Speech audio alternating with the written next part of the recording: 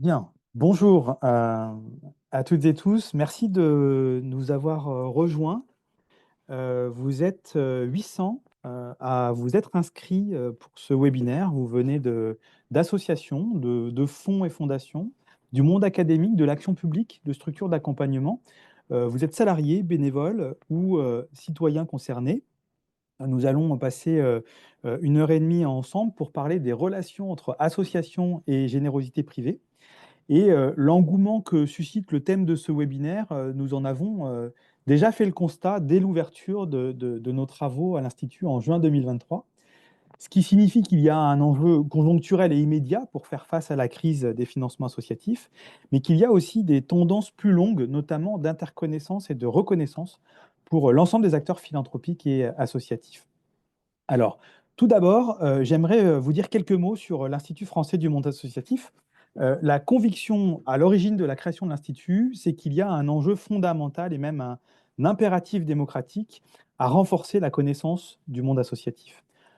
Pour l'écosystème associatif, c'est-à-dire pour les associations, mais aussi leurs partenaires publics et privés, mais aussi pour éclairer la société, les décideurs, les citoyens sur la contribution des associations à la société et à la démocratie. Et pour répondre à cet enjeu, nous avons pensé l'Institut comme une plateforme de recherche et développement pour le secteur et on ouvre des programmes de connaissances thématiques qui vont suivre 3 étapes. On commence par comprendre les besoins des acteurs, quelles questions on veut poser à la recherche et dont on attend un impact sur notre quotidien. Ensuite, on va mobiliser la recherche pour travailler aux réponses. On va mobiliser ensemble d'ailleurs des chercheurs et des acteurs pour coproduire des connaissances utiles aux associations. Et puis, enfin, on va transférer les travaux de recherche pour que la connaissance irrigue largement les visions et les stratégies et qu'elles puissent être appliquées dans de nouvelles pratiques. Alors, pourquoi est-ce que nous avons lancé des travaux sur les relations entre générosité privée et association? Parce que nous avons fait le constat à l'origine d'un angle mort de la connaissance. D'un côté, la recherche sur la philanthropie est travaillée, mais sans un lien nourri avec le monde associatif. De l'autre côté, la recherche sur les associations est aussi nourrie, mais avec une absente relative qui est la générosité privée. Et à partir de là, on s'est dit qu'il était important de comprendre plus en détail quels étaient ces angles qui manquaient à la recherche aujourd'hui pour mieux comprendre comment s'organise la relation entre générosité privée et association. Nos travaux ont pris la forme d'un groupe de travail exploratoire qui a réuni 51 personnes entre 2023 et 2024, des associations, des fondations, des instances de représentation, des structures d'accompagnement des acteurs publics. Donc, avec le soutien du Centre français des fonds et fondations, du Fonds Simakia, de l'Association française des fundraisers et de France Générosité, qu'on remercie vivement, on a placé ce groupe sous le pilotage stratégique de Brigitte Giraud, qui est la vice-présidente de l'Institut, et sous le pilotage académique de Lucille Manoury, d'Anne Monnier et de Mathilde Renaud-Tinacci. Avant d'entrer dans la présentation de nos conclusions, il y a 3 remarques générales qui se sont imposées à travers nos travaux. La première remarque, c'est que nous avons confirmé que la question de la relation entre générosité privée et association mérite d'être davantage éclairée en France. C'est bien un angle mort de la recherche, notre revue de littérature l'a démontré. C'est aussi un besoin fort exprimé par le monde associatif et par les acteurs de la générosité privée. La deuxième réflexion, c'est que cette relation doit être envisagée au sein d'un écosystème complexe, avec une très grande diversité de parties prenantes et de pratiques. On va des relations interpersonnelles aux relations institutionnelles. On navigue entre des formes informelles et des formes contractuelles, et on a une immense diversité de pratiques associatives et philanthropiques selon qu'on travaille dans les solidarités, le sport, la culture ou d'autres domaines. Et en revanche, malgré cette diversité, on retrouve un trait commun à cette relation qui est la place de la non-lucrativité au bénéfice d'enjeux sociétaux. Et puis la troisième remarque générale, c'est que cette relation est plus qu'une relation d'argent. C'est aussi une relation de valeur. Et derrière la dimension financière se jouent aussi des dimensions sociologiques, sociopolitiques, démocratiques, mais aussi intimes. Et finalement, comprendre la relation dans cette dimension extra-financière, c'est aussi comprendre les interactions et éventuellement les rapports d'influence, voire de pouvoir. Alors maintenant, j'en arrive à nos conclusions et aux 6 axes de connaissances prioritaires qui se sont dégagés à l'issue de nos travaux. Un premier axe a fait émerger des questions autour des notions de dépendance et d'interdépendance. Les échanges au sein de notre groupe ont beaucoup tourné autour d'une relation de financeur à bénéficiaire qui présenterait une forme d'asymétrie, voire un rapport d'influence des financeurs privés sur les modèles associatifs. Alors même, et c'était assez marquant autour de la table, alors même que tant acteurs associatifs que acteurs philanthropiques appelaient de leur vœu une relation de confiance et d'aller vers une relation plus horizontale ou plus partenariale. Cette question de dépendance et d'interdépendance a été aussi abordée dans la triangulation entre générosité privée, association et puissance publique, avec en toile de fond la question autour de ce que permet la générosité privée comme vecteur d'indépendance vis-à-vis des financeurs publics, et on pourrait dire aussi comme appui face à un retrait de financement public. Et au titre de cette asymétrie, on s'est aussi interrogé sur les incidences de la générosité privée, sur l'identité même et la professionnalisation du monde associatif. Le deuxième axe a interrogé la place de la générosité privée dans les modèles socio-économiques associatifs. Quand on parle de modèles socio-économiques, on dépasse les modèles économiques pour nommer cet équilibre que les associations vont trouver dans la mobilisation de 3 ressources: l'engagement bénévole, les ressources financières hybrides et des partenariats et des alliances. Et si la question des volumes financiers est aujourd'hui relativement bien documentée, les motivations des associations et des acteurs de la générosité à se connecter le sont beaucoup moins. Pour les acteurs associatifs, il y a une tension dans le recours à la générosité privée entre euh, volontarisme stratégique pour certains, opportunisme gestionnaire pour d'autres, donc plutôt une démarche par défaut, voire parfois résistance culturelle. La question a également été posée des fonctions que la générosité privée s'assigne dans les modèles associatifs. Par exemple, quelle est la place réelle de l'appui extra-financier de la philanthropie? On parle de fondations qui peuvent accompagner de la mise en réseau, de la médiation, d'autres façons que de soutien par des financements. Euh, Autre question, est-ce que la philanthropie est véritablement le budget d'innovation et de R&D du monde associatif? C'est ce que les fondations disent d'elles-mêmes, c'est ce que la philanthropie stratégique dit d'elle-même, mais ça n'a pas été démontré scientifiquement. Et in fine, ce sont les évolutions organisationnelles et culturelles des associations qui ont été interrogées à travers la place de la générosité privée dans leur modèle socio-économique, parce que mobiliser des ressources privées, c'est à la fois un levier d'indépendance vis-à-vis des financements publics, mais c'est aussi une pression pour s'adapter à d'autres attentes ou d'autres méthodes de travail. Dans un troisième axe, on a abordé l'évaluation en jugeant que c'était un sujet structurant de la relation entre générosité privée et association, et à la fois comme une chance et comme une contrainte. Une chance parce que c'est un moyen de dialogue, de co-construction, d'acculturation réciproque, et une contrainte parce que c'est un moyen de contrôle, en tout cas perçu, ça peut être perçu comme un moyen de contrôle, voire d'influence au sein d'une relation asymétrique. Le groupe a formulé une observation forte sur le fait qu'il n'y a pas à ce jour d'espace dédié à l'analyse de la valeur sociétale créée à la croisée de la générosité privée du monde associatif, alors même que cette valeur créée est une raison d'être fondatrice de leur relation. Donc là, il y a vraiment un angle mort de la connaissance et le besoin de projeter de nouveaux modèles évaluatifs qui permettent de révéler cette valeur et de décrypter les processus de transformation sociale à la croisée de la générosité privée et des associations. Un quatrième axe pose la question de la contribution à la démocratie de la relation entre association et générosité privée.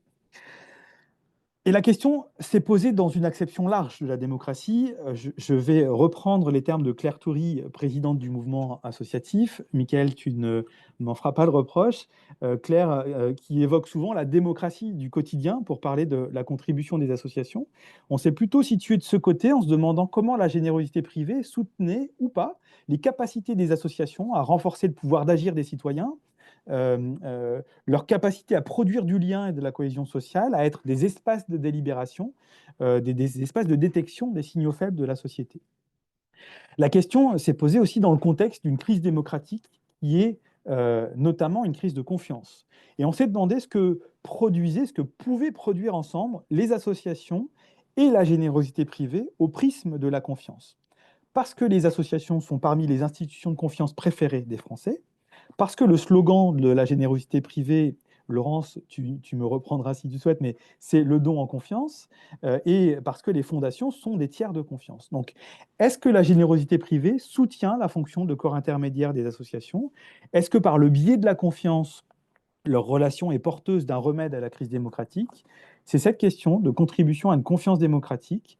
Enfin, cette question est aussi à relier à la question précédente sur la relation de confiance, qui est aussi à renforcer et parfois établir entre associations et acteurs de la générosité privée.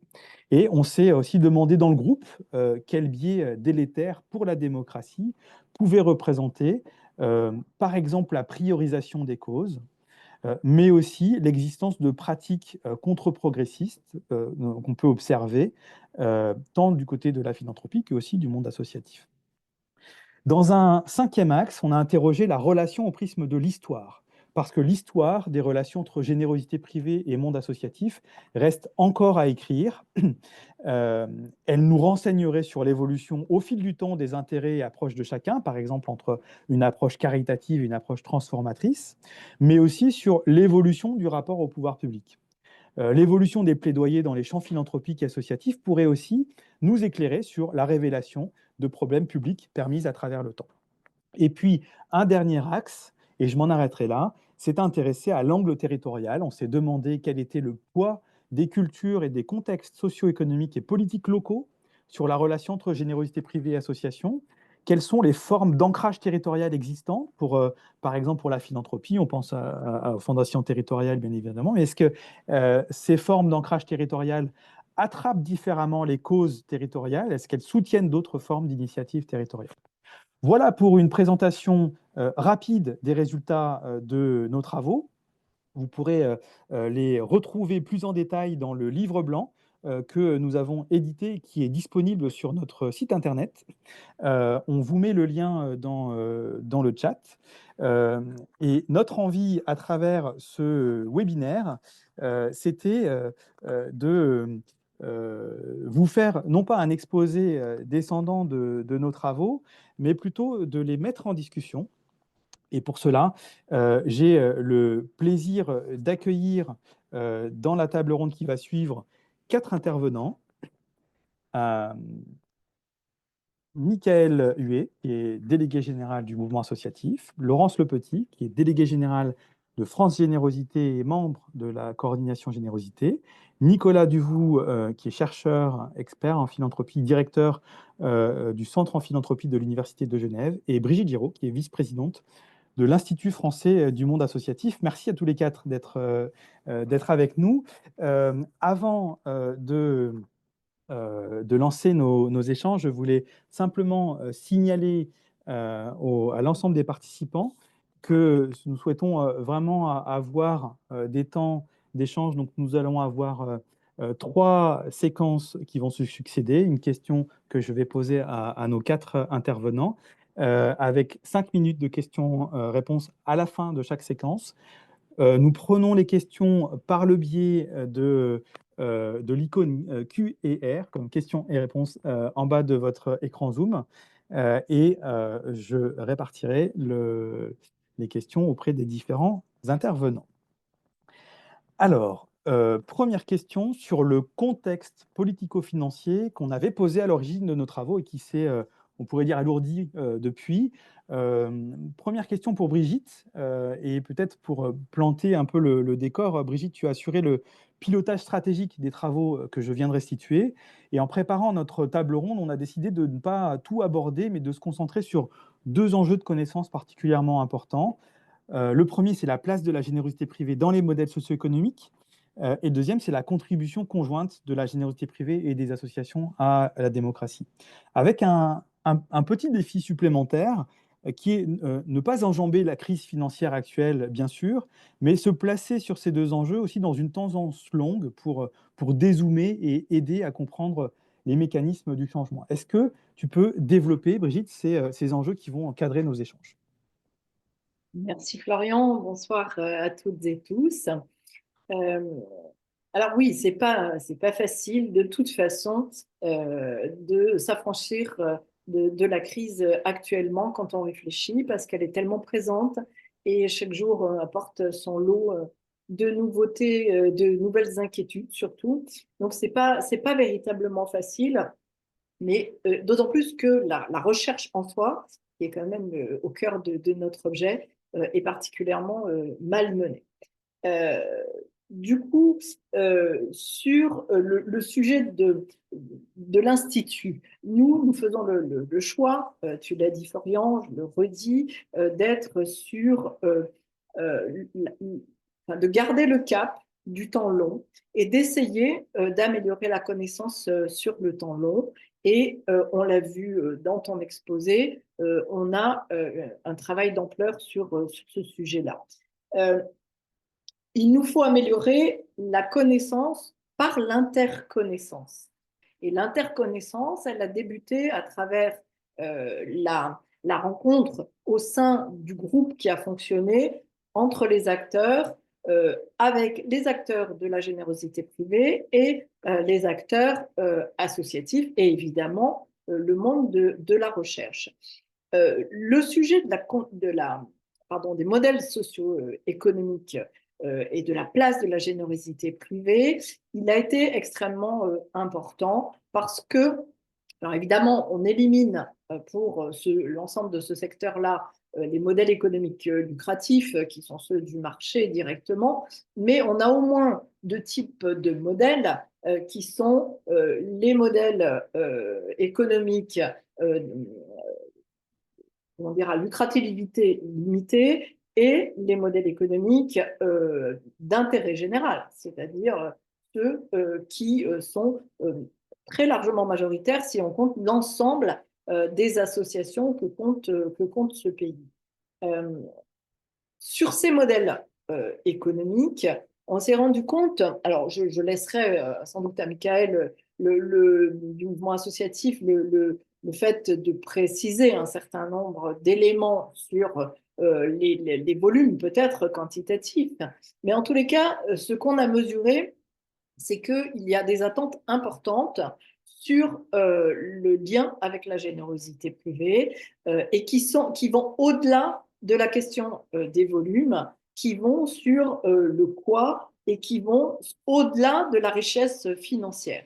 Et en particulier, le point qui est revenu et qui était déjà présent depuis longtemps dans les échanges et dans la connaissance sur le secteur associatif, c'est le sujet de la fonction sociopolitique que peuvent avoir les associations, et là, en l'occurrence, en relation avec la générosité privée.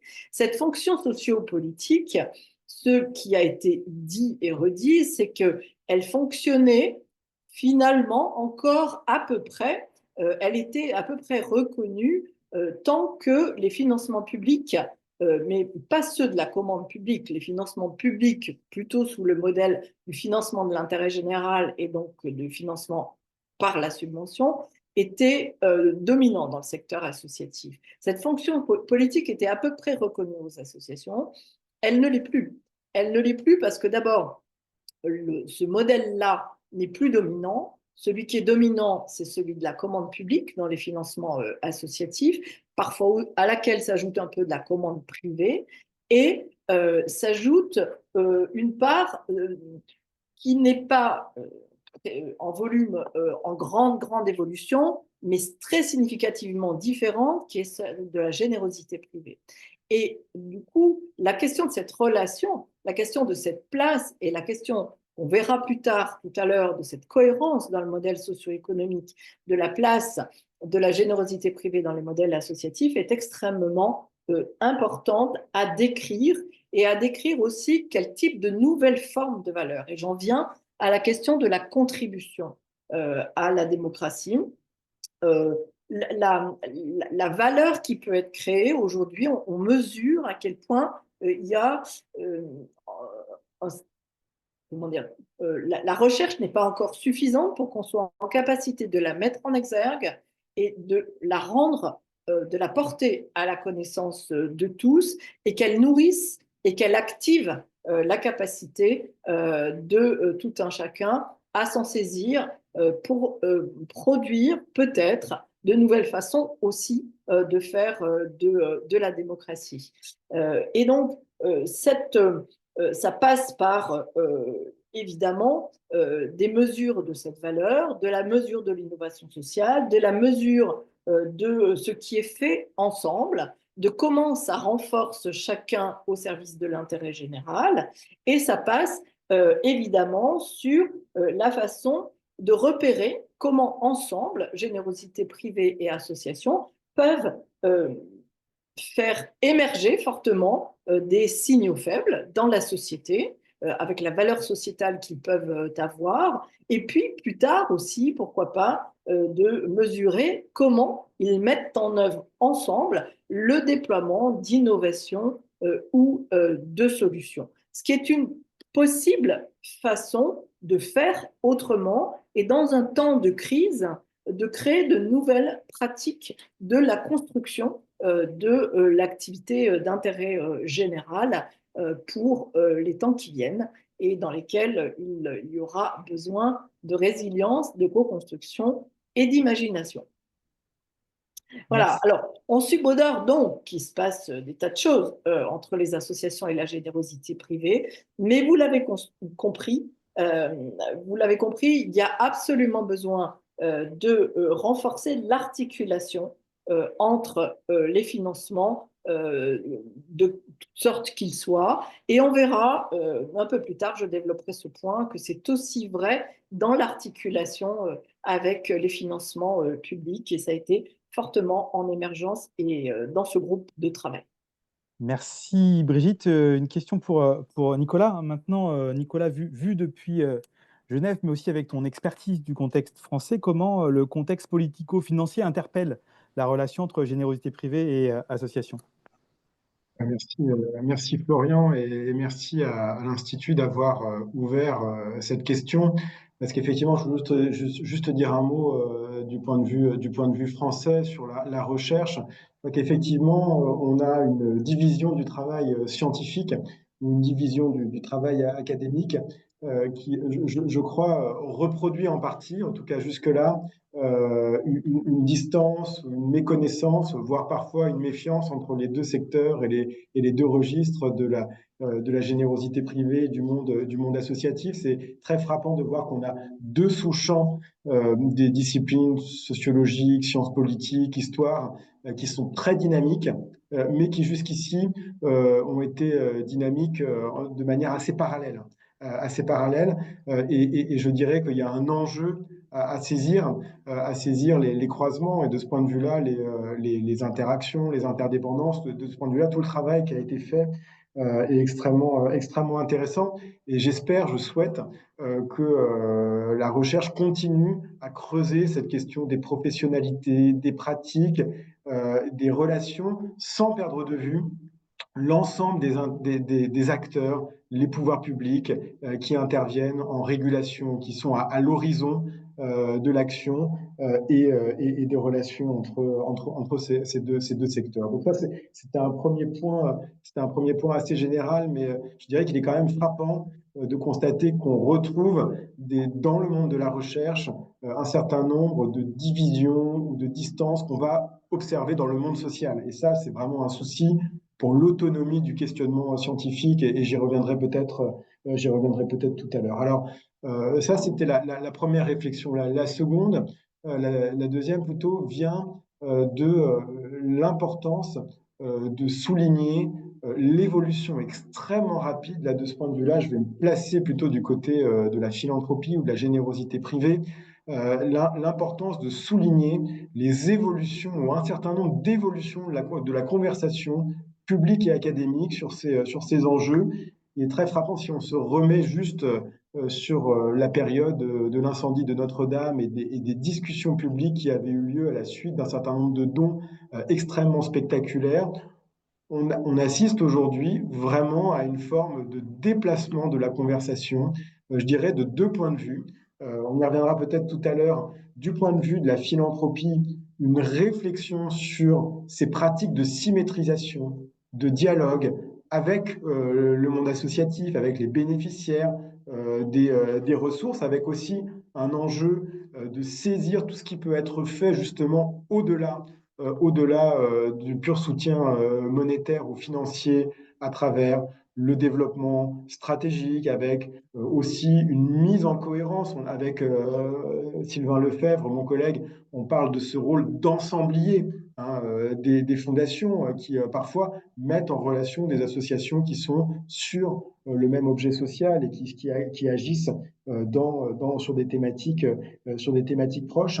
Donc, je dirais d'avoir bien à l'esprit ce souci des fondations exprimées alors est-ce que c'est dans la réalité, ça c'est autre chose, mais en tout cas d'aller vers une forme de confiance, de symétrisation, ce qui suppose une autre forme de dialogue, une évolution des pratiques de ce côté-là. Et je dirais en parallèle, et c'est là que les choses sont intéressantes, en parallèle, il y a aussi un changement de regard extrêmement rapide du côté du monde associatif qui, bon, jusqu'à il y a quelques années, je dirais, regardait l'intervention des bailleurs privés, du soutien philanthropique comme finalement une tendance à la privatisation d'un certain nombre de choix publics. Et aujourd'hui, ça continue à exister, bien sûr, pour des raisons qui sont d'ailleurs pas toutes infondées, je dirais, mais il y a aussi une perception d'un caractère peut-être plus contraignant du recours au soutien public qui donne aux bailleurs privés, je dirais, une fonction de donner un peu d'oxygène dans un contexte très, très tendu de la relation avec les pouvoirs publics. Et je ne parle pas que des coupes budgétaires sur les budgets associatifs, dont Michael pourra peut-être parler, mais aussi d'un certain nombre de dispositifs qui, en fait, apparaissent comme des demandes de loyauté. Dernier point, c'est du point de vue de Genève, on est ici dans un laboratoire extrêmement intéressant parce que tout simplement, il y a des coupes des aides des bailleurs, notamment l'USAID, on l'a appris avec les décisions de l'administration Trump, et ça occasionne vraiment des discussions très, très profondes sur comment la philanthropie doit soutenir des grandes ONG qui ont parfois un tiers, 40-50% de budget en moins annoncé en quelques semaines. Comment on hiérarchise et comment on articule le soutien à ces missions, à ces actions qui doivent être soutenues tout simplement pour continuer parfois à sauver des vies, MSF, Action contre la faim, etc. Et en même temps, maintenir cette volonté d'action plus stratégique de la philanthropie. Merci Nicolas. Michael, de ton côté, qu'est-ce qui a évolué du point de vue du mouvement associatif dans l'environnement politico-financier des associations ces 15-20 dernières années et comment réinterroge la place de la générosité privée et finalement qu'est-ce qui est en jeu pour les associations aujourd'hui? Merci beaucoup. Merci surtout à l'IFMA pour ce travail qui est particulièrement important pour nous, pour le secteur associatif, de façon globale, particulièrement important parce que depuis 20 ans, effectivement, on voit une grosse transformation à l'œuvre du paysage financier des associations. Les financements publics qui étaient autrefois majoritaires ont diminué, sont passés de 58% en 2005 à 51% en 2023 selon les études de Viviane Tchernologue notamment, mais parallèlement, les ressources issues de la vente de biens et de services pour les associations ont augmenté de 37%, alors que la générosité privée, celle que l'on parle aujourd'hui, stagne autour de 5 à 6%, et surtout est concentrée entre certains secteurs d'activité de la vie associative. Et je pense que c'est un élément important, c'est-à-dire qu'on a une vraie question de développement de la générosité privée au profit des associations qui doit être à l'œuvre parce que je pense qu'effectivement, la question de la connaissance entre nos deux secteurs n'est pas assez développée. Cette évolution dont je parlais à l'instant, comme l'évoque le rapport du CESE, peut-être je fais toujours référence au rapport du CESE qui s'appelle Financement des associations, un enjeu démocratique, je vous invite à aller le voir. Cette évolution, elle se traduit par une mutation globale du modèle de soutien aux associations où la subvention cède la place aux appels à projets, et aux contrats de prestation ça met les associations en concurrence entre elles, mais aussi avec les acteurs marchands, et ça restreint l'autonomie associative. On constate donc que cette contractualisation croissante change la nature même du financement des associations. Elle restreint les marges de manœuvre des assos et crée une mise en concurrence qui est dommageable pour nos structures. On vient de terminer une enquête flash, là, même si on ne parle pas de la situation actuelle, mais quand même, on va en parler un tout petit peu parce qu'elle est vraiment significative et très complexe pour la vie associative. On vient de terminer une enquête qui révèle que 31% des associations employeuses disposent aujourd'hui de moins de 3 mois de trésorerie, et plus que la moitié d'entre elles font face à des tensions financières récurrentes et particulièrement importantes. On a donc une précarité financière qui menace directement notre capacité d'action, la capacité d'action et la capacité démocratique de la vie associative, d'autant que seulement 6% de ces associations reçoivent des dons réguliers euh, et moins de 2% bénéficient du mécénat d'entreprise.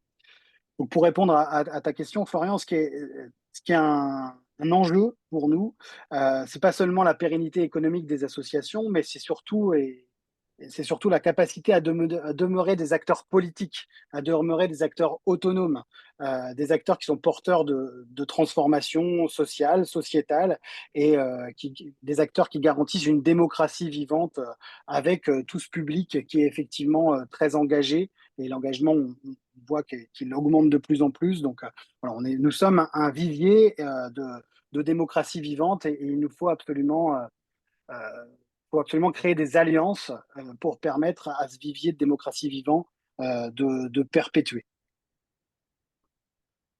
Merci beaucoup, Michael.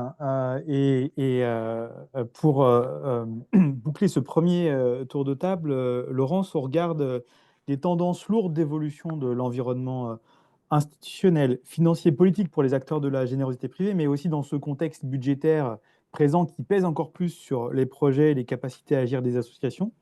Quels sont les enjeux pour cette relation entre générosité privée et association?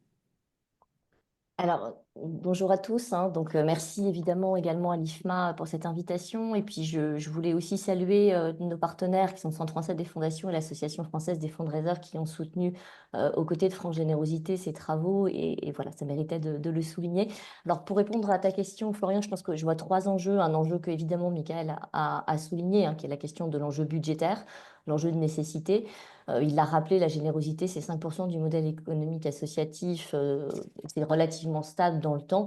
Cependant, dans cette fameuse enquête du CESE sur l'évolution des modèles, on voit que 70% des associations considèrent les ressources privées comme un recours pour équilibrer leur modèle économique. Donc déjà, il y a vraiment cet enjeu d'avoir beaucoup d'organisations, et je rejoins aussi les propos de Nicolas Duvaux, qui aujourd'hui se posent pour la première fois la question des ressources privées dans leur modèle. Dans ces nouveaux entrants, on a aussi beaucoup d'organisations qui sont assez costauds, comme les organisations issues du médico-social. Et donc, ça, c'est quelque chose qu'on observe aussi depuis quelques années, qui avaient des modèles qui étaient extrêmement assis sur des financements publics et qui, aujourd'hui, n'ont plus les moyens d'agir et qui, du coup, se lancent aussi sur le marché de la générosité.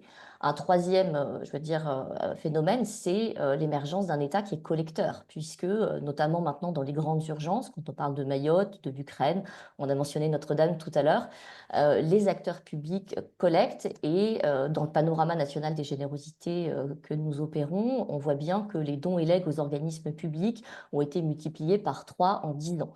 Donc ça dit aussi quelque chose, je veux dire, de la pression qu'il peut y avoir sur cette générosité du public. Et c'est vrai que là, je vais parler globalement de la générosité des particuliers, mais évidemment, on reviendra sur la philanthropie instituée également. Et puis moi, ce qui m'interpelle aussi beaucoup, c'est l'émergence d'un discours qui vient à la fois des pouvoirs publics, mais aussi, je veux dire, d'un monde associatif qui était assez loin des questions de financement privé, sur la capacité de substitution de la générosité, de la philanthropie face à ce recul des financements publics. Et là, voilà, là, il y a une sonnette d'alarme quand même à tirer. Aujourd'hui, la générosité en France, c'est 9,2 milliards d'euros qui viennent à la fois des particuliers, des entreprises. Quand on regarde les 113 milliards d'euros du monde associatif au global, on voit bien que c'est pas possible, en fait, cet effet de substitution. Donc, ça pose la question de comment on agit, je veux dire, à la fois pour soutenir dans l'urgence, mais aussi comment on accompagne des transformations. Donc ça, c'est le premier enjeu, l'enjeu de nécessité. Le deuxième enjeu, c'est une question d'indépendance, parce qu'il y a aussi des causes qui ont émergé dans les années 70, 80, 90, qui ont été financées à 100% sur la générosité du grand public. Je pense évidemment à la cause SIDA, je pense à la FM Téléthon, donc, qui est une association de parents d'enfants porteurs de maladies génétiques rares qu'on ne présente plus, mais également à la cause environnementale. Et c'était des causes qui n'étaient pas finançables par des fonds publics ou qui n'étaient pas sur le radar des politiques publiques et qui ont compté sur la générosité, le pouvoir d'agir des citoyens pour pouvoir émerger. Certaines de ces causes ont vu, je veux dire, leur modèle évoluer plutôt vers des financements publics, puisque une fois qu'elles ont été reconnues, considérées, il y a eu cette prise de relais qui s'est faite. Aujourd'hui, on est un peu dans un contexte inverse, on est dans un contexte d'attaque d'une partie du monde associatif, de contraction des financements, et puis, et notamment de certaines causes considérées comme trop politiques, trop militantes. Je pense à l'écologie, à la défense des droits, à la solidarité internationale. Voilà, enfin, on pense aux propos de l'eurodéputée Céline Aymar, qui considère que les associations de protection de l'environnement captent l'argent public pour détruire ceux qui produisent et innovent sur leur sol. Évidemment, on pense à la présidente de la région Pays de la Loire ou à la députée CNAFO sur l'Agence française de développement qui gaspille l'argent du contribuable français. Bon, bah, tout ça, c'est aussi aujourd'hui des causes où on a besoin de pouvoir compter, je veux dire, sur la générosité du grand public pour pouvoir aussi retrouver du pouvoir d'agir et puis défendre un modèle de société alternatif. Je pense qu'on pourrait aussi évidemment parler du rôle de la philanthropie instituée. Je vous dis qu'on y reviendra peut-être un peu tout à l'heure parce qu'on ne peut pas tout dire en 4 minutes et que je crois qu'on est un peu en retard. Et je voudrais juste peut-être citer un dernier enjeu qui est l'enjeu de confiance. Florian en a parlé en introduction. On a beaucoup regardé la question de la confiance et du lien social. Il y a le baromètre du lien social qui est sorti la semaine dernière et qui dit que les responsables d'associations sont dans le top 3 des groupes de personnes qui contribuent le plus au lien social en France, derrière les soignants et les sportifs. La stabilité de l'indice de confiance du monde associatif est très importante depuis plusieurs années. Elle est stabilisée autour de 65%. Nous, c'est une question qui nous a beaucoup interpellés chez France Générosité. On a regardé avec un think, un doutant que certains connaissent, qui s'appelle Destin commun. On a fait une étude sur la générosité au prisme des valeurs et on a pu observer que les gens qui donnent, ce sont aussi ceux qui ont la confiance interpersonnelle, donc la confiance en l'autre et la confiance envers le collectif qui est la plus élevée parmi les individus. On observe également un continuum d'engagement entre les personnes qui s'engagent, qui sont bénévoles dans une association, qui donnent, qui votent, qui sont parents d'élèves. Et donc, on voit ce continuum d'engagement qui fait que donner, s'engager, c'est aussi produire de la confiance. Et ça, je pense que c'est intéressant quand on regarde l'aspect relationnel et à l'heure de la crise qu'on est en train de traverser, de se poser la question justement de comment on renouvelle cette adhésion au collectif. Merci beaucoup, Laurence. Et donc maintenant, on peut marquer un temps d'échange. Donc, on va prendre vos questions et je remercie Fabrice et Amirin de l'équipe de l'Institut de faire la synthèse. Première question posée par Julie Champagne du CREFA de Loire. Que je pose à Brigitte, une question de sémantique. Pourquoi avoir fait le choix du terme de générosité privée ou encore celui de philanthropie dans le cadre de cette thématique de travail plutôt que celui de soutien ou financement privé, mécénat ou fondation? Et oui, c'est une question qui nous a bien animés d'ailleurs au tout début de nos travaux, avant même de réunir le grand groupe en comité de pilotage. On a choisi générosité privée parce que c'était le terme pour nous qui nous est apparu le plus englobant, puisqu'il permettait d'associer en même temps la générosité des particuliers, la générosité des organisations et de s'étendre même à l'ensemble d'un certain nombre de composantes qui sont des types de dons possibles. Donc on a choisi celui-là parce que il est aussi un terme qui est utilisé largement dans l'ensemble des secteurs, que ce soit évidemment le secteur lui-même de la générosité privée, mais aussi le secteur associatif qui voit de façon assez globale ce qu'on met derrière. il est vrai que je vois dans la question qu'il était suggéré de dire pourquoi pas soutien privé. Oui, on aurait pu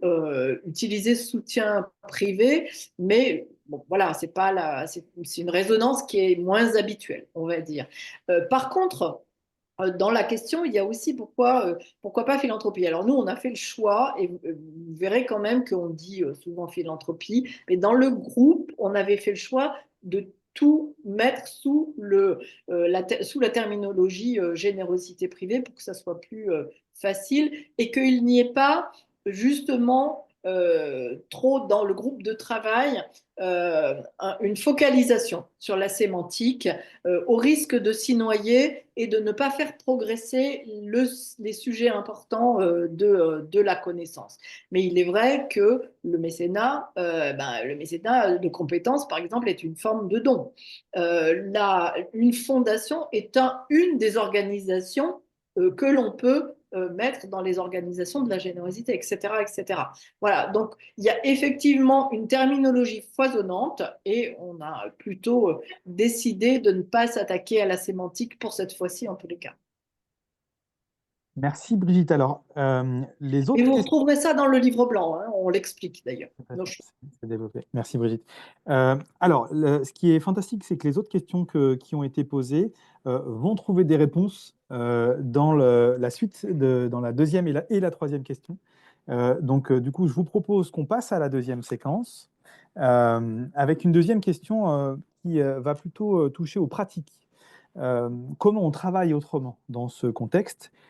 Première question pour toi, Laurence, pour répondre aux enjeux de financement, mais aussi aux enjeux démocratiques que représente l'apport des acteurs de la générosité privée à la confiance, comme tu l'as développé. Qu'est-ce qui doit évoluer dans la relation entre générosité privée et association? Comment on travaille différemment?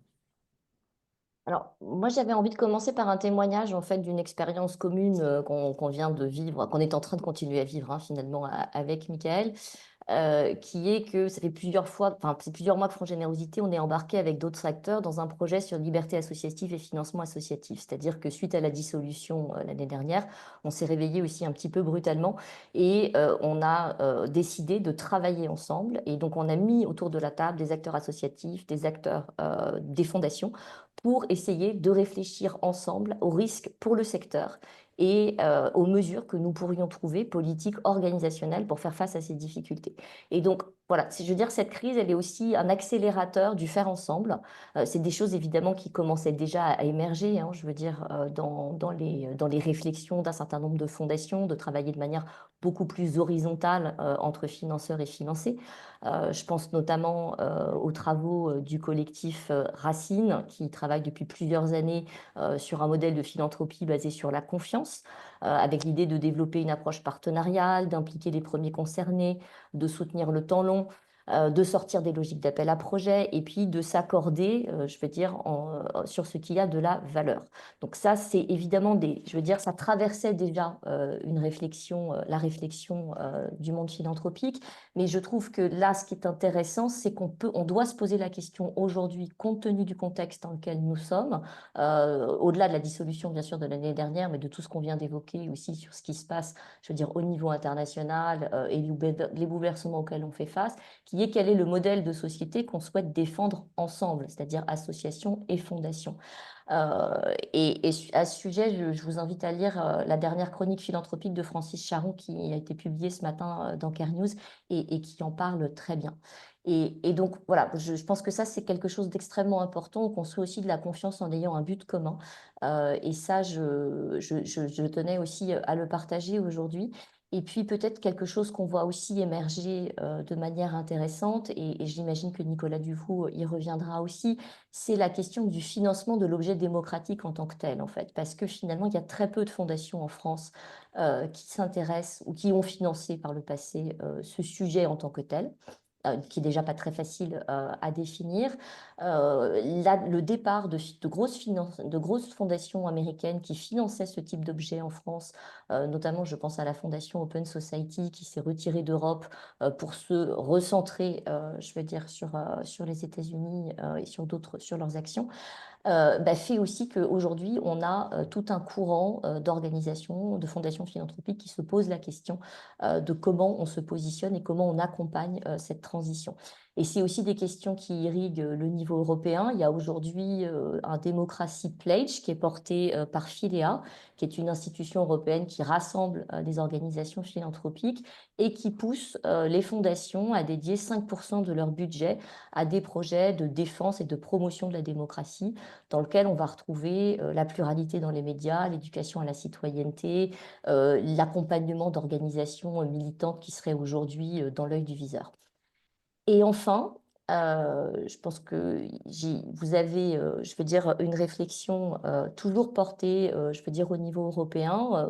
Il y a un European Briefer for Founders qui, en fait, analyse l'intégralité de ce qui se passe dans les mouvements démocratiques européens et qui propose des solutions d'engagement pour les fondations.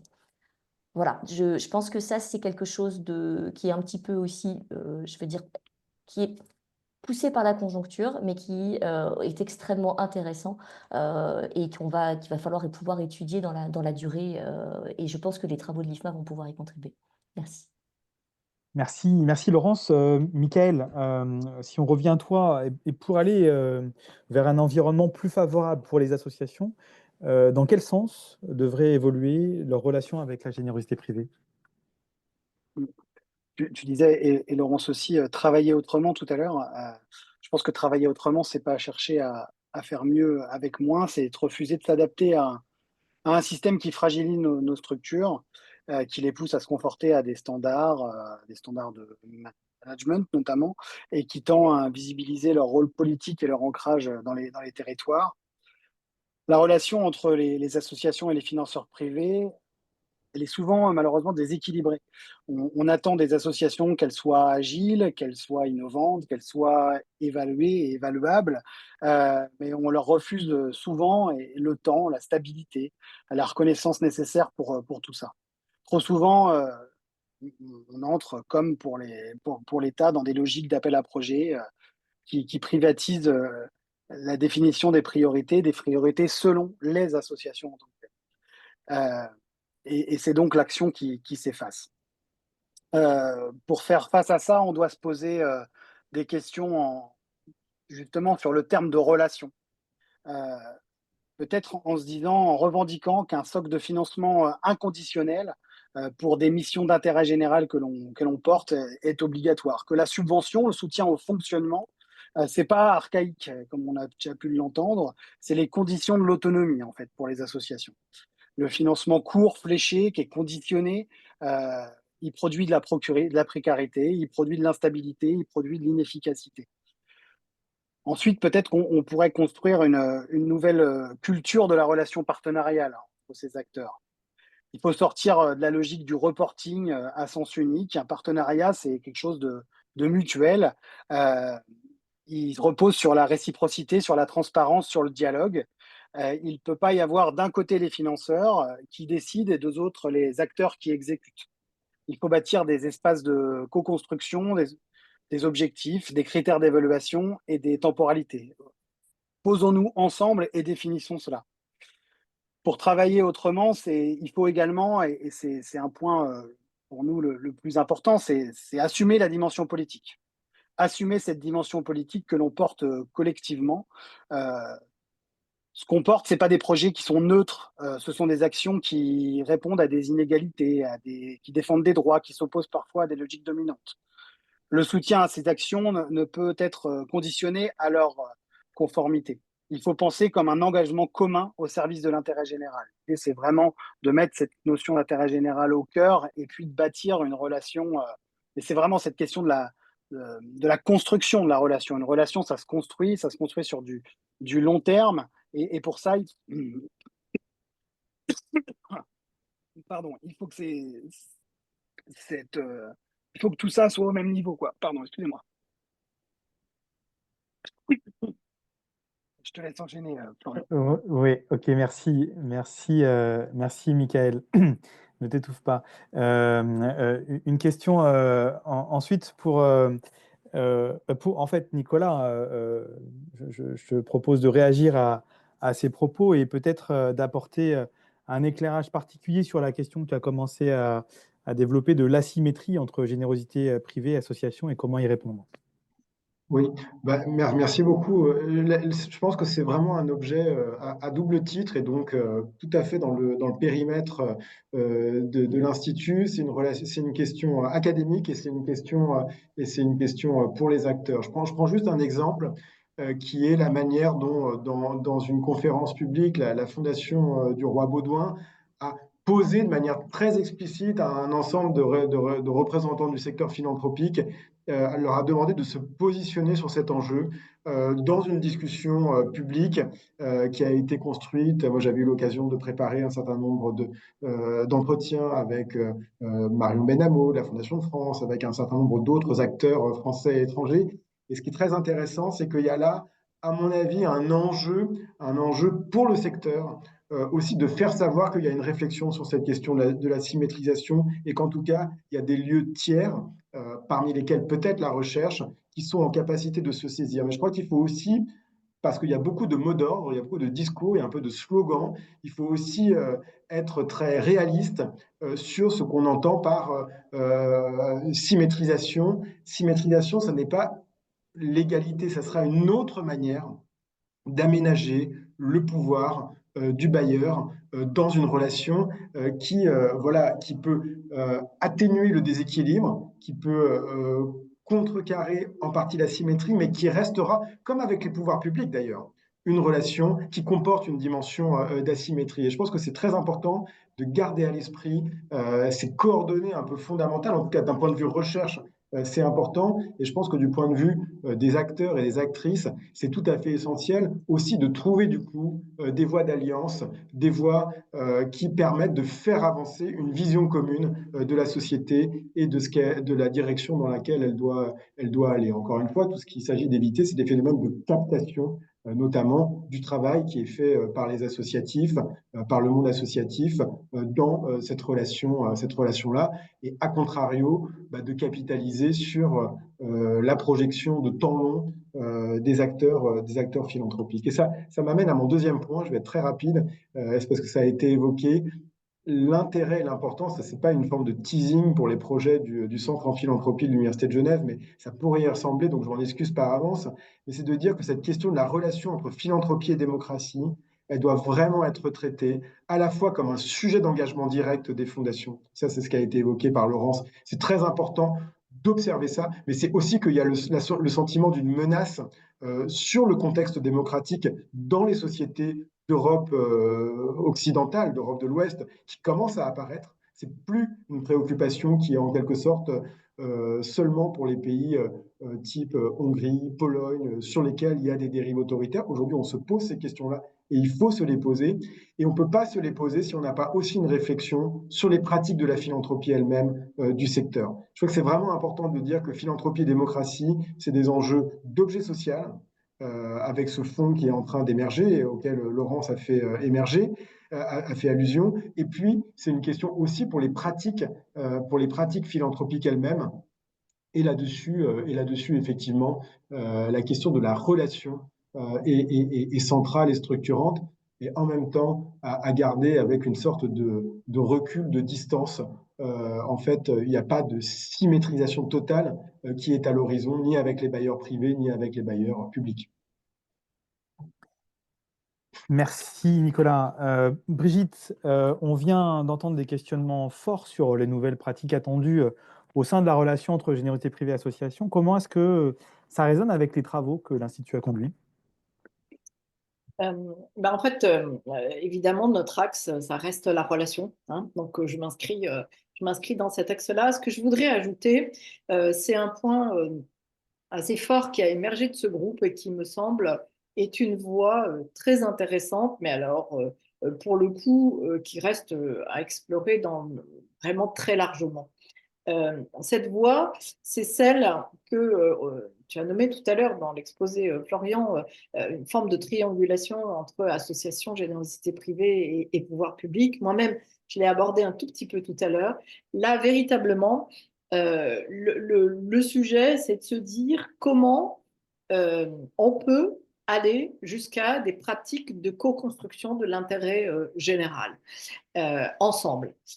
Comment on peut aller jusqu'à la co-construction de pratiques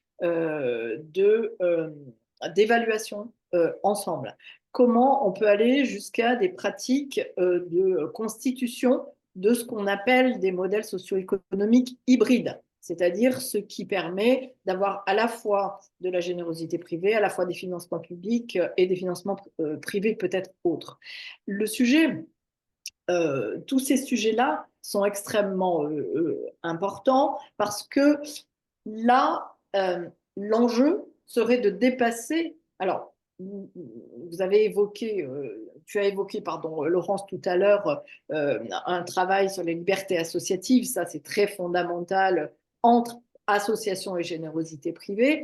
Si on rajoute, si aujourd'hui, il y a aussi une partie du travail qui est fait entre ces deux acteurs-là pour être dans une dimension défensive face un peu au pouvoir public et parfois, il faut bien le dire, à l'adversité.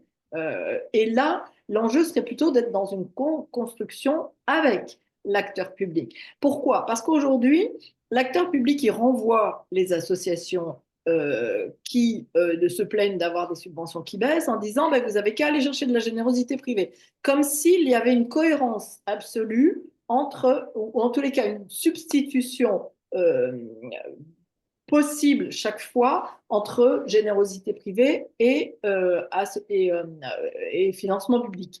On ne regarde jamais la nature du projet et comment on pourrait combiner des financements plus intelligemment. On ne regarde pas non plus comment on pourrait ensemble éviter ce fameux reporting dont parlait Michael tout à l'heure, ce fameux reporting qui prend du temps pour rien et qui est totalement improductif, mais qui pourrait par contre se transformer en comment on regarde ensemble une bonne application d'un certain nombre de normes, mais pas que. Et par exemple, pas forcément la généralisation de l'appel à projet, pas forcément la généralisation de modalités de subvention qui n'en ont plus que le nom, parce que le reporting qu'il faut faire est bien supérieur et s'apparente parfois même à de la commande. On pourrait regarder un certain nombre de choses ensemble dans cette forme de triangulation qui serait beaucoup plus intéressante. Mais c'est un vaste chantier, peut-être une utopie, mais en tous les cas, ça a été un élément fort abordé par notre groupe de travail. Voilà. Et on pourrait sortir là de l'injonction philanthropique, de la commande pour le secteur associatif, des injonctions réglementaires, etc. Ou en tous les cas, commencer à le faire. Merci beaucoup, Brigitte. Alors, en rebond, j'ai une question de Francis Charon pour Nicolas. Francis nous dit bonjour, il faudra à un moment se poser la question de l'objectif de la générosité privée, car il existe maintenant des philanthropes qui utilisent le vecteur fondation, dont les valeurs, ici Fondation du bien commun, dont les valeurs sont orientées vers des projets de société assez peu d'intérêt général, alors que ce sont des financements très importants. Oui, à un moment, il faudra clarifier effectivement le rôle social et politique de la philanthropie, mais en disant immédiatement que la philanthropie, elle est caractérisée par ce pluralisme et qui fait que un des sujets, ce sera de savoir si ce pluralisme, il a des frontières ou est-ce qu'il intègre tous ces éléments-là. Et je pense que c'est une vraie question parce qu'on est dans une période de réalignement politique extrêmement forte et extrêmement marquée, extrêmement rapide. Et que cette question-là est une question sur un objet là, qui a été cité, mais c'est une question de principe qui est vraiment cruciale. Et je pense que ça veut dire, ça donne un rôle au secteur associatif, ça donne un rôle d'accréditation, d'évaluation de la contribution à des valeurs d'ouverture, des normes de réciprocité, une forme d'égalité à l'intérieur de la société. Ça veut dire qu'il va falloir administrer la preuve de la contribution à la valeur publique, à la démocratie, par l'ensemble de l'écosystème, si à un moment donné, cette question de la philanthropie marquée par des idéaux, j'allais dire, antagonistes avec l'intérêt général, doit être posée. Mais je veux dire, il y a absolument aucune automaticité de principe à ce que la philanthropie fasse le bien. Ça, je crois qu'il faut se le dire, qu'il y a des acteurs qui se labellisent comme tels et qui ont agi pour des causes conservatrices, réactionnaires et de manière très pérenne dans l'histoire. Tous les travaux qui ont été menés, voilà, on apporte des éléments de preuve. Merci, merci Nicolas. Et puis une question de Michel Macor pour Mickaël Huet. Les actions menées par les associations aujourd'hui s'entrechoquent, voire sont une alternative aux actions qui relèvent de responsabilité des financeurs publics. Pour moi, nous sommes dans des DSP, délégations de services publics, qui n'en portent pas le nom et qui devraient être financées telles quelles, cela nécessitant un travail de reconstruction des délégations de services publics pour s'adapter aux réalités du terrain. Michael, ton micro est éteint. Pardon, effectivement. Oui, oui, merci beaucoup, Michel, pour cette question.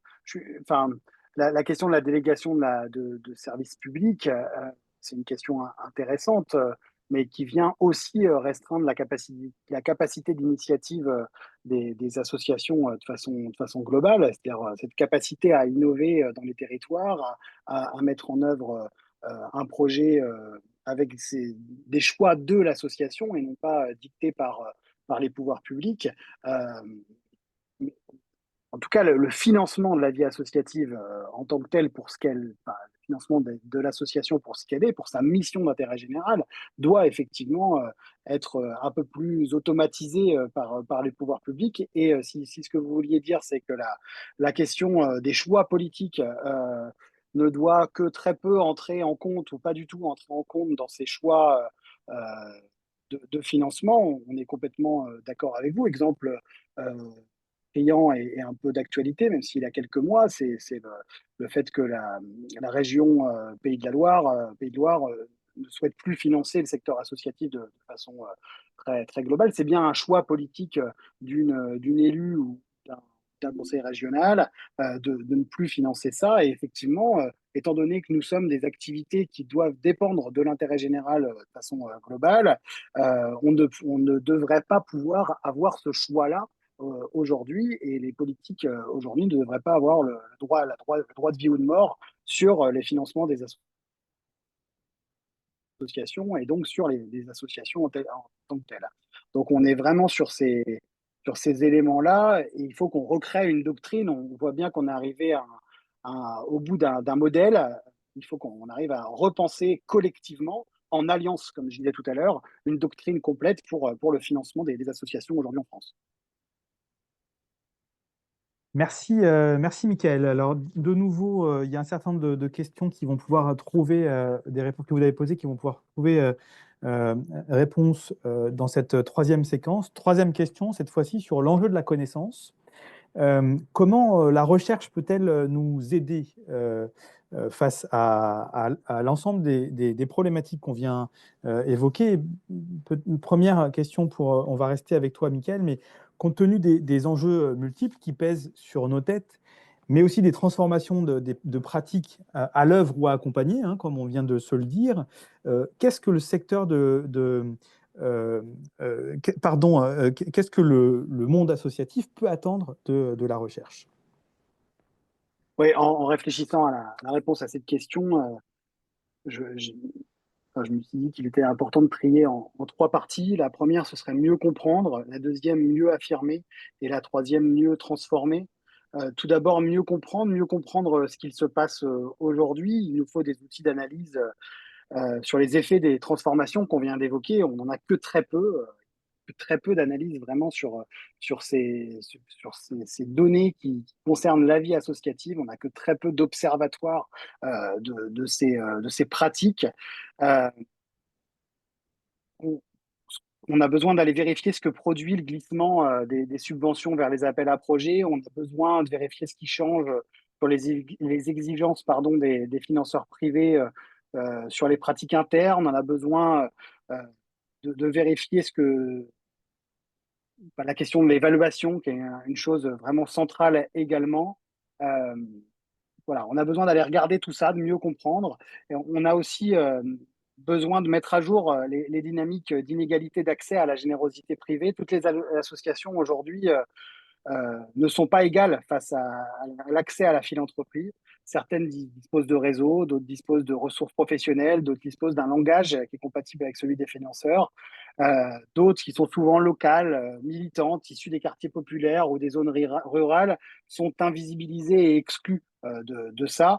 Il faudrait documenter ces inégalités pour pouvoir mieux les combattre et mettre en place des dispositifs qui nous permettraient de permettre une accessibilité plus grande à la philanthropie. Ensuite, mieux affirmer que la recherche peut nous permettre de poser nos propres critères de qualité, nos propres logiques d'action, plutôt que d'adopter les référentiels des financeurs autour de l'efficacité, la rentabilité, autour de l'analyse d'impact. Pourquoi ne pas produire les nôtres? Pourquoi ne pas changer le paradigme et produire nos propres référentiels? Pourquoi ne pas faire émerger un vocabulaire commun entre nous, co-construite entre les chercheurs et les praticiens, qui valorise la contribution sociale, la démocratie, le lien social, le lien au territoire, qui est particulièrement important. Enfin, mieux transformer en nous aidant à construire des stratégies collectives.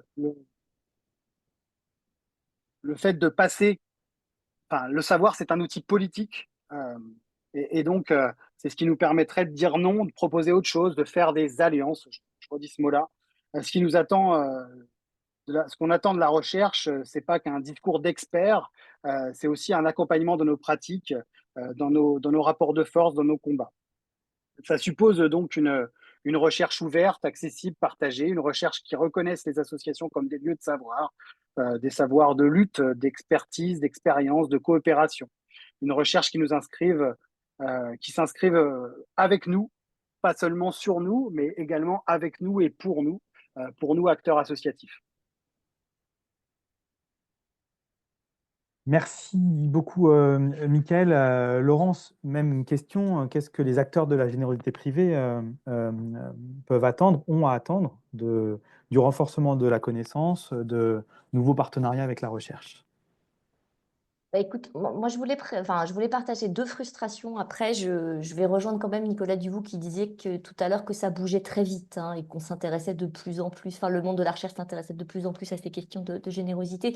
Et moi, j'ai deux frustrations. La première, c'est qu'on a beaucoup de papiers sur la philanthropie instituée. Mais on a assez peu de choses sur la générosité du public. Et donc, moi, voilà, je suis vraiment en demande et en recherche d'avoir plus de papiers là-dessus. Et puis, on a aussi beaucoup de papiers sur la philanthropie anglo-saxonne. Et donc là, j'ai envie de prendre deux exemples. Il y a notamment une dimension qui a été étudiée aux États-Unis et puis qui serait intéressante de regarder en France. Savoir s'il y a un lien entre la crise de confiance envers l'État et l'incidence pour la générosité privée. Compte tenu du sujet enfin, voilà, qu'on traite depuis tout à l'heure, je pense que c'est hyper intéressant de le regarder.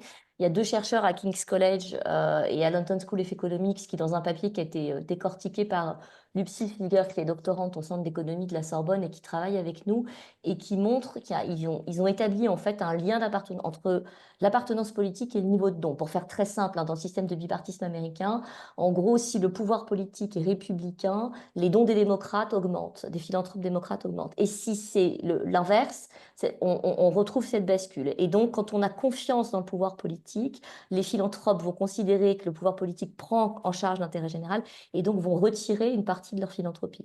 Et donc, ça, moi, je trouverais ça extrêmement intéressant de pouvoir le regarder dans le contexte de notre multipartisme à l'européenne, parce que forcément, on ne va pas du tout observer les mêmes, enfin, on risque de ne pas observer les mêmes choses, ou en tout cas, pas de manière aussi flagrante. Voilà. Donc ça, c'est un exemple déjà de pourquoi j'aimerais aussi qu'on ait des papiers qui étudient un peu plus notre contexte.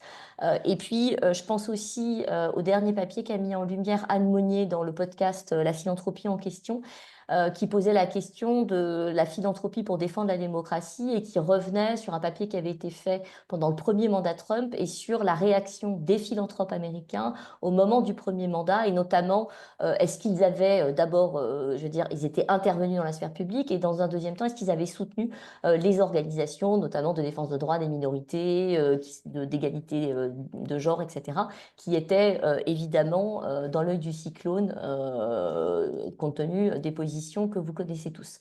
Eh bien, Là aussi, le papier est extrêmement intéressant. On se rend compte qu'ils ont été relativement vocaux sur les réseaux, mais que finalement, la philanthropie a assez peu soutenu ces organisations-là dans le contexte du premier mandat Trump. Et donc, compte tenu de ce qu'on vit aujourd'hui et de ce qui est en train de se passer en matière de rétrécissement de l'espace civique en Europe, eh bien, ce serait aussi intéressant, évidemment, d'avoir aussi un peu de recul sur ce sujet-là.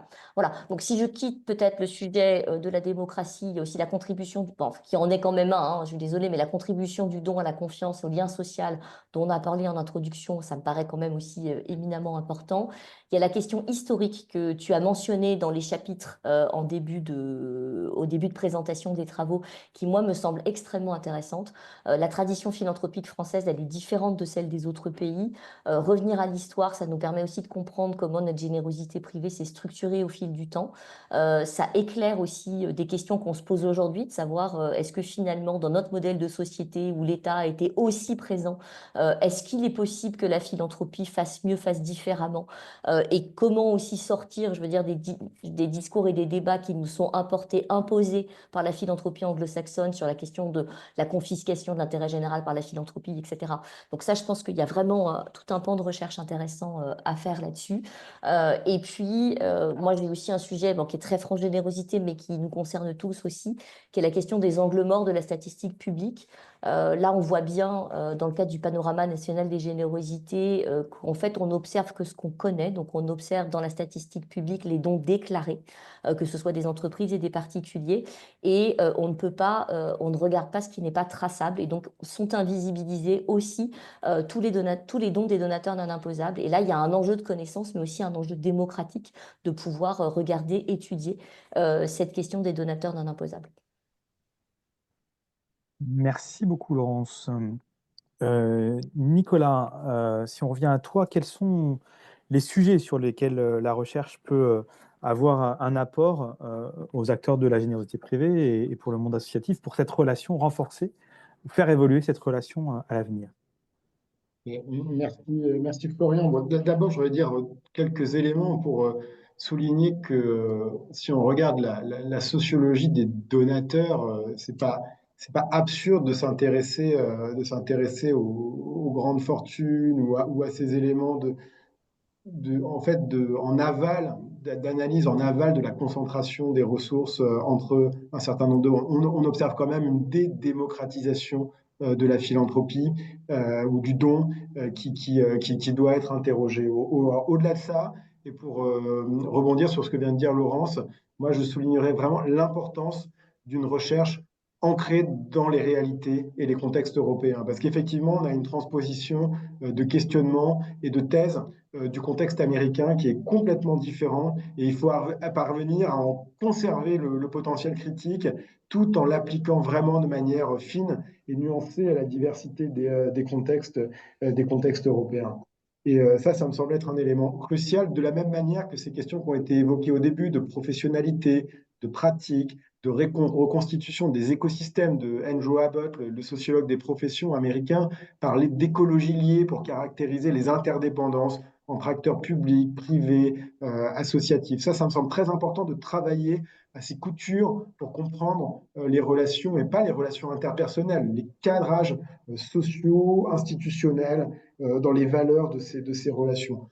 Un autre mot qui me semble très important, c'est de défendre le caractère pluridisciplinaire et autonome de la recherche. Et là, je pense qu'il y a vraiment un enjeu, ça a été évoqué par Mickaël, je vais juste introduire un peu de débat, c'est qu'on a besoin de recherche fondamentale qui ne soit pas totalement indexée sur les intérêts que les acteurs peuvent avoir ou la manière dont ils peuvent les percevoir. Aussi, pour être mieux en capacité, à T+1 ou T+2, d'identifier précisément ce qui fait commun, ce qui sont les enjeux clés sur lesquels il peut y avoir une contribution utile de la recherche, je dirais, dans une forme de complémentarité. Donc, moi, je ne suis pas du tout, voilà, évidemment opposé à la recherche-action, à une recherche au plus près. J'en ai fait moi-même, j'en ai soutenu et je continue à penser que c'est très important. Et je pense qu'il faut vraiment ménager des espaces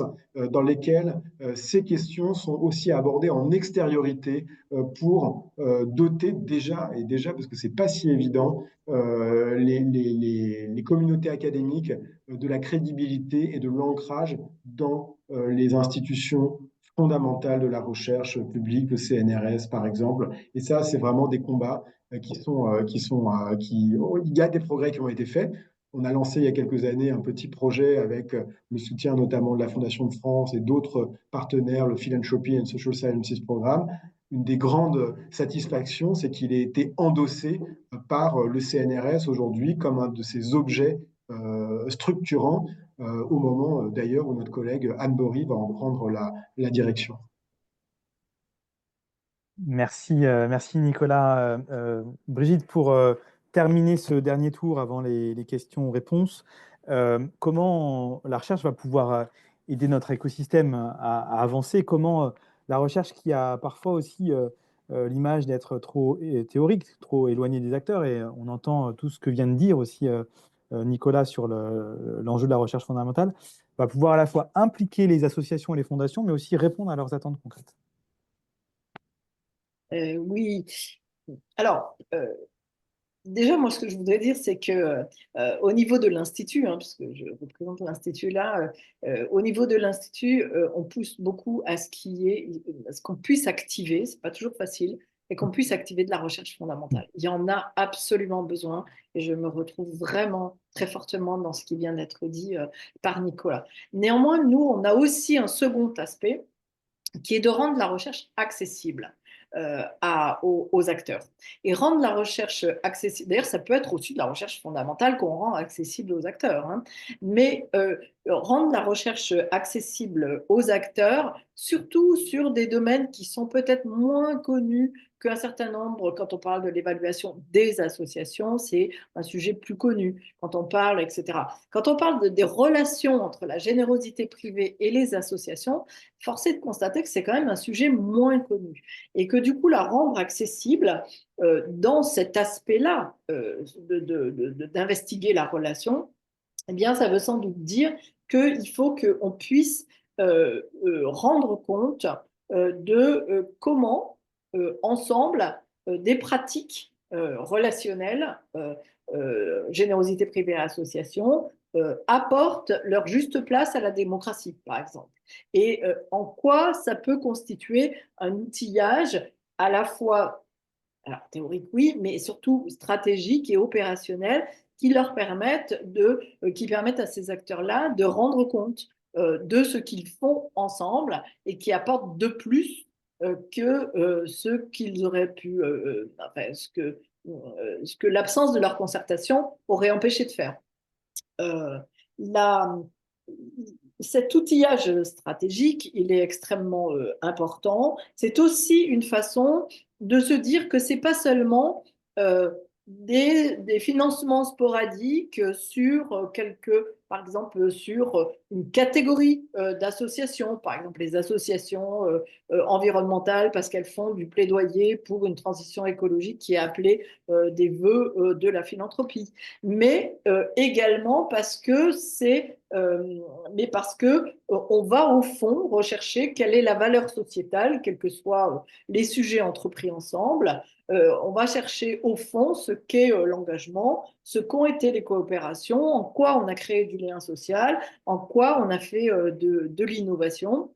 Et ça, c'est un travail peut-être un petit peu plus approfondi qui nécessite parfois d'en venir aussi à cette dimension qu'on prône à l'Institut, pas surtout, mais souvent, et en particulier sur ce domaine-là, qui est la recherche participative. Donc, c'est-à-dire la recherche qui est coproduite par des acteurs et des chercheurs et qui prend aussi appui sur le savoir expérientiel des associations, le savoir expérientiel de la générosité et l'apport de la recherche pour le conceptualiser. Donc ça, c'est ce qui me semble, ce que je voulais ajouter au propos sur les besoins et les apports de la recherche.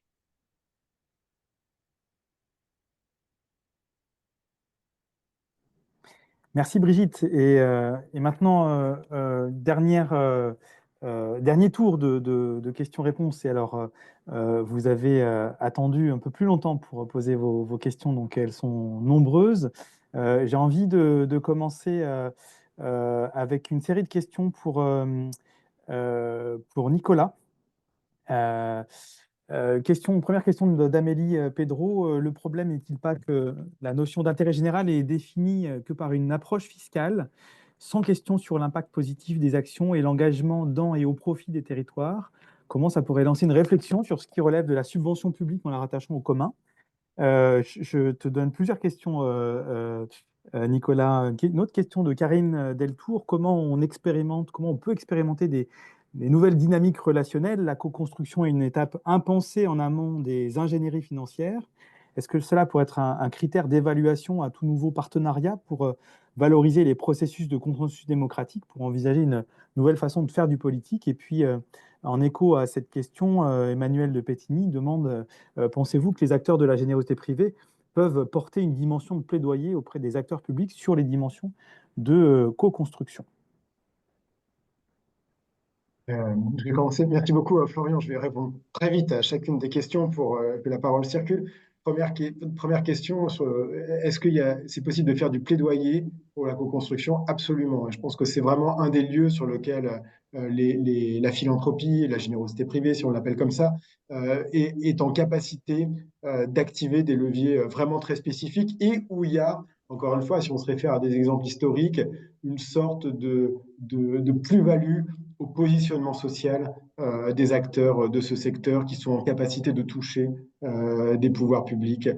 C'était le cas sous la Troisième République et c'est encore très largement le cas aujourd'hui. Donc cette question du plaidoyer, elle est fondamentale. Ça renvoie à la deuxième question et aussi à celle qu'a posée Francis Charon. Dans quelle direction politique s'oriente la philanthropie? Et là, je pense que c'est vraiment on est à un point de bascule, on est à un moment de choix, parce qu'évidemment, va y avoir des tendances ou des tentations de revenir sur un certain nombre d'enjeux qui ne font plus consensus. Alors, les questions de discrimination ethno-raciale, ça existe, ça n'a jamais fait consensus en France, mais je veux dire, c'est quand même un sujet qu'il faut adresser. Les questions climatiques, aujourd'hui, ne font plus consensus. Demain, peut-être la question de l'égalité femmes-hommes ne fera plus consensus, peut-être qu'elle sera considérée comme woke, et donc en dehors du périmètre de l'entendable et du soutenable. Et donc, je pense qu'il faut vraiment poser la question, c'est quoi les valeurs sur lesquelles on construit un projet de société, et après, on verra la question d'évaluation et comment est-ce qu'on mesure l'impact qu'on peut avoir. Dernier point, sur la question de l'évaluation, justement, donc sur la question de la co-construction, moi je dirais que c'est surdéterminé par cette question de l'orientation de fonds. Et en fait, il y a alignement dans la mesure où enfin, il y aura un travail de co-construction dans la mesure où il y a alignement sur ces deux aspects de la relation philanthropie-démocratie comme objet pour le secteur et comme pratique de réforme en interne. Et je dirais, ça pose vraiment de manière très centrale la question de l'évaluation pluraliste qui peut être faite. Et là, je crois qu'il y a quand même des ressources intéressantes. Je prends notamment un exemple pour être concret. Quand la fondation La France s'engage revient sur ses 10 ans d'activité, elle produit ce qu'elle appelle un récit d'impact. Et c'est intéressant parce que ce n'est pas juste une mesure d'impact, c'est un récit. Elle va déplacer ce qu'on appelle l'impact en disant, nous, il faut qu'on raconte une histoire à la société quand on embarque des associations, qu'on les soutient. Ça, c'est des petites choses simples, mais c'est de la sémantique. C'est de la sémantique qui permet de penser l'évaluation en dehors du modèle balistique de l'impact avec une vision trop étroite. Et je pense que ça, c'est intéressant parce que ça réinjecte aussi à ce niveau-là du politique. Et Merci Nicolas. Question pour Brigitte de Sylvie Mousset. Que pensez-vous des fondations dites territoriales, à savoir les alliances entre mécènes, comme nous essayons de le penser en Bretagne, afin de croiser davantage nos moyens, nous concerter en termes de maillage afin de couvrir tous les besoins des territoires? Comment les associations qui œuvrent sur des combats similaires peuvent-elles aussi nous aider à faire commun, y compris dans le registre des financements croisés publics-privés au bénéfice des publics visés? Il est compliqué de trouver toujours les repères territoriaux nécessaires à des secteurs d'activité solidaires à soutenir. Pas simple de trouver une plateforme commune qui aiderait à cette mise en commun des projets associatifs qui ont parfois besoin de petits soutiens sans qu'on ne les identifie comme il le faudrait pour être plus réactifs en tant que mécène, nous dit Sylvie. Brigitte? Oui, merci. Alors, déjà dire que dans notre groupe, rapidement, ce sujet de la philanthropie territoriale a été abordé, mais pas autant qu'on l'aurait souhaité. Et puis, c'est aussi un moment pour rendre hommage à Lucille Manoury qui a travaillé avec nous là-dessus et qui était pilote académique, malheureusement nous a quittés trop vite et qui avait le projet de faire une thèse sur la philanthropie, qui avait commencé une thèse sur la philanthropie territoriale. Il va falloir absolument reprendre ce sujet en matière de recherche, justement, parce que c'est très, très important. Euh, Là aussi, avec la philanthropie territoriale, on peut être au cœur de la co-construction, justement, parce qu'on est en proximité et on est véritablement dans la capacité à aller avec les acteurs territoriaux, peut-être pas seulement entre mécènes, mais avec les acteurs territoriaux, aller au repérage des besoins territoriaux, aller au repérage des projets territoriaux sur lesquels il y aurait intérêt commun à agir ensemble, pouvoir public et acteurs de la générosité également, et évidemment avec la contribution des associations. On peut aller, pourquoi pas, hein, puisque c'est la deuxième partie de la question, jusqu'à penser des formes de mutualisation de moyens pour être mieux informés sur les besoins associatifs. Parce qu'il y a parfois cette nécessité de couvrir des besoins associatifs un territoire sur des projets que les associations portent en elles-mêmes au bénéfice du territoire, qu'elles soient petites ou grosses, et qui n'impliquent pas forcément un très grand nombre d'acteurs, si ce n'est leurs bénéficiaires de projets. Donc ça peut aller jusqu'à une mutualisation des moyens entre mécènes. Ça, on l'a moins abordé.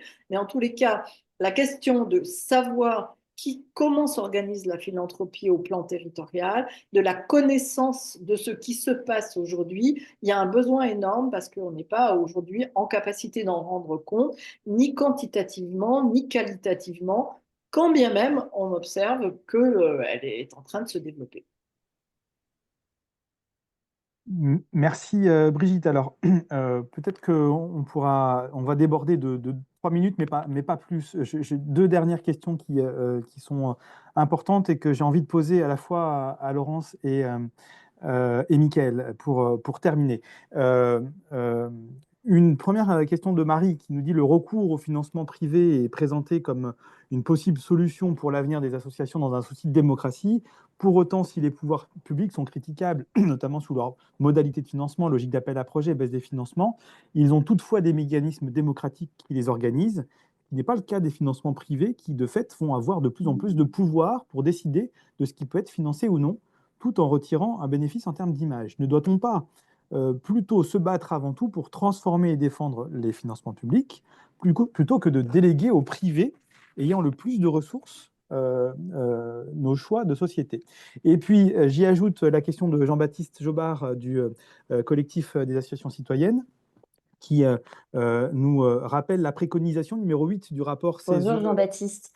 Il nous rappelle la préconisation numéro 8 du rapport du CESE 2024, financement public des associations en urgence démocratique, transformer la déductibilité des dons en crédit d'impôt, des pistes pour concrétiser cette bonne idée. Donc, Laurence, à toi, puis je demanderai, donc peut-être quand même en 1 minute 30, et puis je demanderai pareil en 1 Ouais, minute non, mais 30. je vais faire rapide. Je vais faire rapide, mais je pense qu'on va dire, on va peut-être dire plus ou moins la même chose, mais on va pas le dire pareil. En fait, il n'y a pas de choix. En fait, il faut à la fois défendre le financement public et il faut continuer aussi à développer la question du financement privé. Je pense qu'aujourd'hui, évidemment, enfin, voilà, il y a pas il y a pas de choix substitutif. C'est ce que j'ai dit au départ. Et nous, on combat extrêmement fortement, je veux dire, ce discours auprès de nos interlocuteurs publics. on ne souhaite à aucun moment la philanthropie et la générosité, en tout cas dans le modèle de société qu'on a choisi et qu'on défend aujourd'hui, ne doit se substituer totalement et intégralement au financement public. Par contre, ça pose vraiment la question aujourd'hui de ce qui se passe, ça pose la question aussi de la complémentarité et de la relation entre la générosité privée, la philanthropie et l'État. Donc on est encore sur notre thématique de la relation. C'est où est-ce que la philanthropie doit agir en complémentarité d'eux? Est-ce que la philanthropie est un espace d'innovation? Est-ce que la philanthropie vient financer des causes, faire émerger des projets de société et une fois leur efficacité prouvée, il y a une prise de relais par des financements publics? Est-ce que voilà, comment est-ce qu'on travaille ensemble et comment est-ce qu'on réinterroge cette manière de travailler ensemble? Finalement, je veux dire, la générosité, elle a beaucoup progressé ces dernières années. Le mécénat d'entreprise a énormément progressé aussi. On est quelque part, je veux dire, dans l'adolescence de notre paysage philanthropique en France. Et donc, du coup, c'est des questions qu'on est en train de se poser, de relations qu'il faut qu'on travaille. Et c'est des questions qu'on pose également dans le cadre de la coalition générosité auquel on appartient tous les deux avec Michael. On est sur un projet de conférence de la générosité qui rassemblerait l'intégralité de nos interlocuteurs publics ainsi que l'ensemble des têtes de réseau sectorielles pour justement, et entre autres, interroger cette question de la relation, de la complémentarité entre nos structures et nos financements. Voilà, Michael, je te laisse compléter. Ouais, bien sûr, merci Laurence, mais enfin, ce que tu viens de dire est totalement juste. Effectivement, l'idée, c'est pas de faire un choix, c'est bien, c'est surtout de pas de faire un choix, c'est bien de continuer enfin, que le financement public de la vie associative reste effectivement complètement central dans notre fonctionnement. Ce qu'on dit simplement, et que c'est qu'on est sûrement arrivé au bout d'un modèle, ce modèle de subvention que j'ai décrit tout à l'heure, et qu'il faut sûrement, la sécuriser beaucoup plus, c'est ce modèle de subvention qui n'est aujourd'hui que dans une circulaire, la circulaire Valls de 2014. L'idée, c'est sûrement de la sécuriser pour qu'elle soit le modèle de financement de la vie associative aujourd'hui, ce modèle de financement, et on y travaille actuellement avec un projet de loi pour justement placer la subvention comme le modèle un peu incantatoire de la vie associative, mais qu'il faut aussi, en complément du fait d'asseoir cette subvention comme quelque chose de central, il faut aussi réfléchir à des modalités complémentaires, où le public est complètement central aussi, mais où on peut aller chercher les territoires, où on peut aller chercher les acteurs privés, les acteurs de la philanthropie, etc. Et ça, pour recréer un modèle qui soit pérenne pour la vie associative. Donc l'idée, c'est bien de défendre le financement public, mais aussi de revendiquer un ancrage démocratique de la philanthropie privée pour qu'elle s'aligne sur l'intérêt général et non pas l'inverse. Merci beaucoup, Mickaël. Merci à tous les quatre. Nous arrivons au bout de notre webinaire.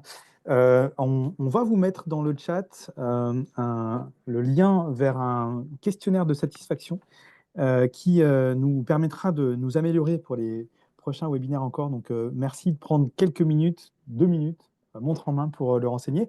Moi, ce qui m'a marqué à travers l'ensemble de nos échanges de ce jour, comme ça m'avait marqué d'ailleurs lors de nos travaux depuis 2023, c'est l'intérêt de la rencontre et du dialogue entre nos trois mondes, le monde associatif, le monde de la générosité privée et le monde de la recherche.